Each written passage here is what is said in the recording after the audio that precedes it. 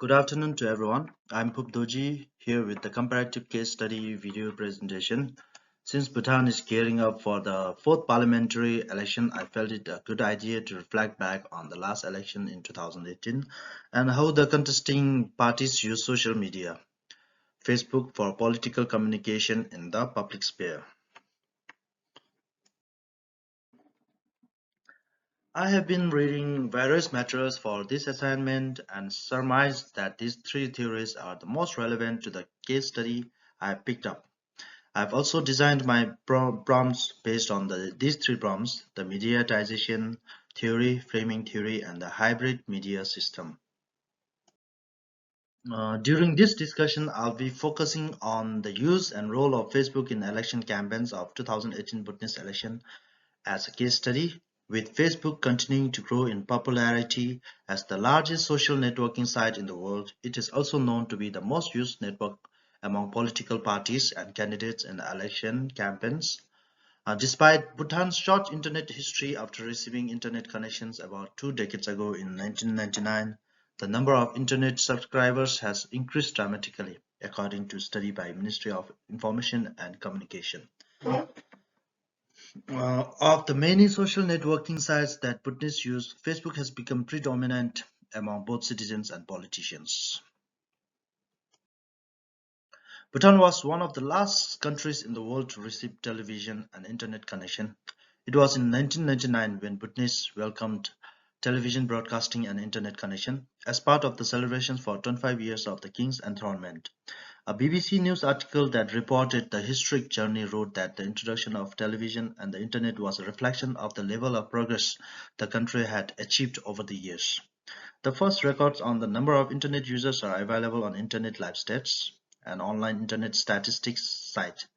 It shows a total of 2,300 internet users joined in the first year.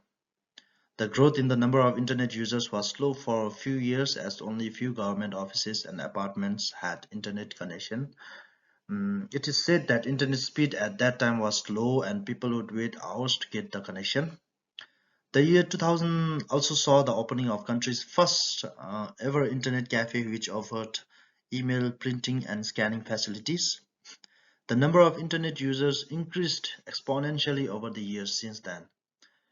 However, by the number of however, the number of internet subscribers had increased to over 251,000 users during the second democratic elections in 2013. And by the end of 2017, a few months prior to the 2018 election, the number of internet subscribers had nearly tripled, with over 726,000 internet subscribers. According to the recent Infocom and Transport Statistical Bulletin, Internet World Stats, an international website that features up-to-date world internet usage, recorded the number of Facebook users in Bhutan at 350,000 at the end of 2017. The Bhutanese parliament consists of two elected houses: the National Council, we call it the upper house, and the National Assembly, lower house. The National Assembly consists of 47 elected representatives, from which the government is elected. The election for the National Assembly involves a two-stage process. First, a primary election round is held with multiple parties. Then the two parties with most votes from that round contest the general election, vying for the 47 seats. The party with the majority of seats becomes the elected government and its leader assumes the post of prime minister. The other party becomes the former opposition. The use of social media for democratic discussions continued after the 2013 national election. By the end of 2017, a few months before Bhutan held its third elections, the number of Facebook users grew rapidly since the introduction on cellular network in the country in 2003. A local news article in early 2018 said Facebook was used as means to disseminate political messages, learn about the interests and needs of constituents and the broader public, and build networks of support. The roles played by Facebook during the 2018 election was that the Facebook was used to set political agendas by both parties and Facebook users.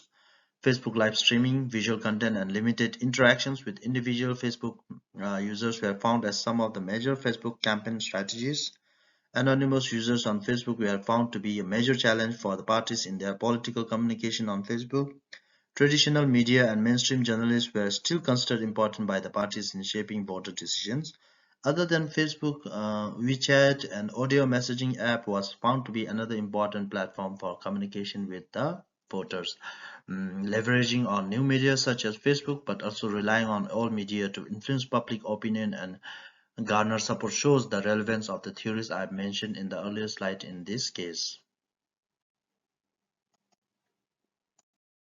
Finally, the key finding of these case studies are that Facebook played an instrumental campaign platform for political parties. Anonymous users were a challenge for using Facebook for political communication. Suspicious and anonymous accounts on Facebook prevented political discourse, restricting the interactivity potentials. Facebook live streaming created an engaging user experience. Facebook is shown to have potential to shape public perceptions by setting political agendas by both political parties and citizens, and Facebook post filled with positive emotions appears to elicit more reactions. So I would like to end my presentation with these three prompts. Number one, how does the use of Facebook facilitate political communication in your country of origin? Number two, many studies of mediatization focus on its negative or worrying ramifications from internet addictions to political polarization to misinformation. What are some positive manifestations of same of the same and how can they be utilized to negate the negative aspects? And number three, new media and internet are speeding up the demise of traditional mass media. Newspapers are dying, broadcasting is becoming all about entertainment, and the journalists are made redundant by any person owning a phone with access to Twitter or Facebook or any social media platform. What is your take on this view? Thank you.